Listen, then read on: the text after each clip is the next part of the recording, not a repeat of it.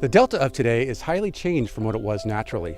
Back in the 1800s, before the gold rush and the resulting population boom in the state, the delta was a dynamic and wild system of tidal wetlands, riparian forests, and vast seasonal floodplains. As the state has developed, we've lost these critical habitats at alarming rates. The real loss has been to our aquatic and terrestrial ecosystems, the native fish, birds, and wildlife that depend on these habitats to survive.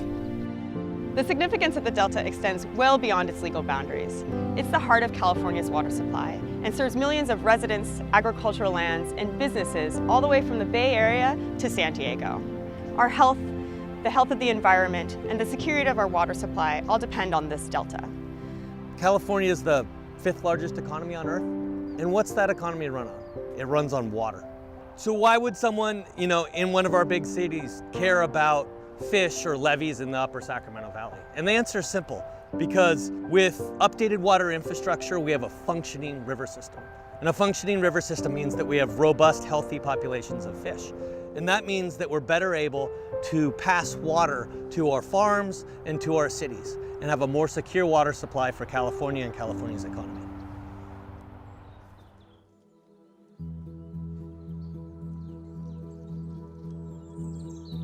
The Eco-Restore initiative began 3 years ago as a means of placing additional emphasis on some long-standing project implementation needs. The goal was simple and ambitious: 30,000 acres of habitat restoration and enhancement within 5 years. This is basically a doubling of the amount of habitat that's out there on the ground now. In 2018, the initiative and all the partners it collaborates with broke ground on 5 projects that stretch 70 miles across the Delta.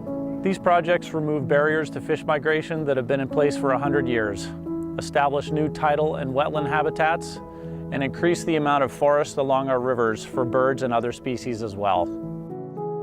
DWR is the lead agency on the majority of Eco-Restore projects, and that simply reflects DWR's ongoing commitment both to our mitigation responsibilities that are connected to the long-term operations of the state and federal water project, but also our obligation and our responsibility to pursue habitat restoration for habitat restoration's sake. We're not striving just towards 30,000 acres of restoration. Acreage is great, but if you're a fish, if you're an upland mammal, if you're a bird, what you really care about is ecosystem function. And that's truly what we're going for through the Eco-Restore program. It's how all these projects link together on the landscape with what's already out there and what's planned for the future. With Eco-Restore, it created a situation where it was a priority for the state. It wasn't just an agency within the state, it was a statewide mandate to get this habitat restoration done. And that makes all the difference in the world. It creates a situation where everybody's working more closely together and with a common purpose. And so I think maintaining a program like Eco-Restore is a critical factor. Without that, we go back to what we saw before Eco-Restore, where things just kind of move along gradually and don't happen very quickly, if at all. Not only is Eco-Restore providing a common purpose for the department, but it's prompting us to take an important look at how we implement our habitat restoration in the Delta. Integration of ecological principles into project planning, design, and operations is critical to the work that we do. And nowhere is that integration more important than here in the Delta.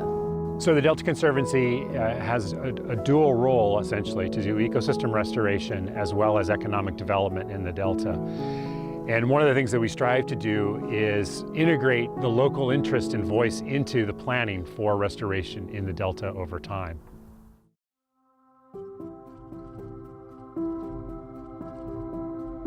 The Nature Conservancy has been active in the Delta for about 20 years. And it's really interesting within that 20 years what we've learned.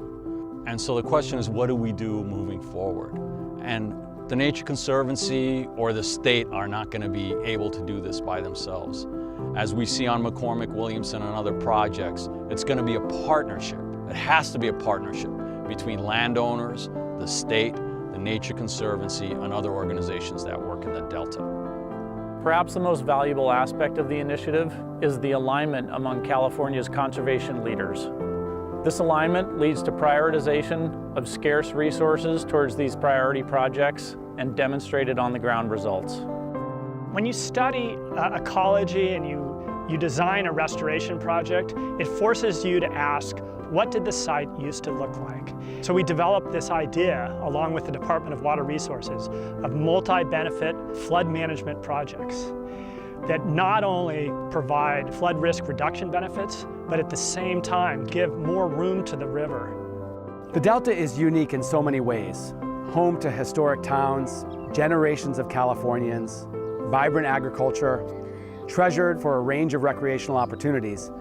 It's also a biodiversity hotspot, the largest estuary in the Western Americas and home to hundreds of species.